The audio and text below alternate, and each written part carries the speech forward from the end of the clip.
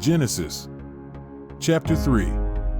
The serpent was more cunning than any of the other wild animals that the Lord God had made. He asked Eve, "Did God really say that you can't eat fruit from every tree in the garden?" Eve replied to the serpent, "We can eat from the trees in the garden, but not the fruit from the tree in the middle of the garden. God told us, you mustn't eat from that tree, or even touch it, otherwise you'll die." "You certainly won't die," the serpent told Eve. "It's because God knows that as soon as you eat it, you'll see things differently, and you'll be like God, knowing both what is good and what is evil." Eve saw that the fruit of the tree appeared good to eat. It looked very attractive. She really wanted it so she could become wise. So she took some of its fruit and ate it, and she gave some to her husband, who was with her, and he ate it too. Immediately they saw everything differently and realized they were naked. So they sewed fig leaves together to cover themselves up. Later they heard the Lord walking in the garden in the evening when the breeze was blowing. Adam and Eve went and hid out of sight of the Lord God among the trees of the garden. The Lord God called out to Adam, "Where are you? I heard you walking in the garden, and I was afraid because I was naked, so I hid," he replied. "Who told you that you were naked?" asked the Lord God. "Did you eat fruit from the tree I ordered you not to?" "It was the woman you gave me who gave me the fruit from the tree, and I ate it," Adam replied. The Lord God asked Eve, "Why have you done this?"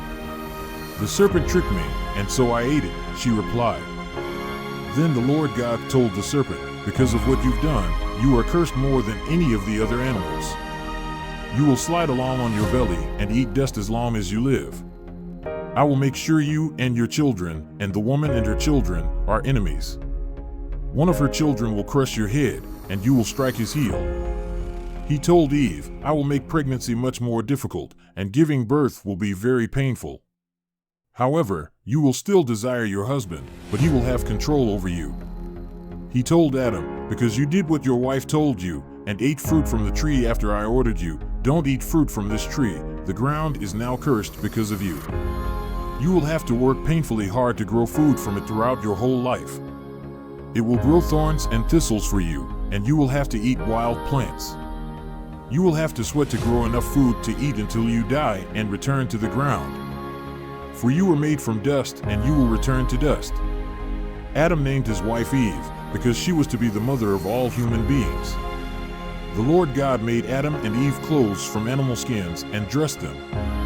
Then the Lord God observed, "Look, the human beings have become like one of us, knowing both what is good and what is evil.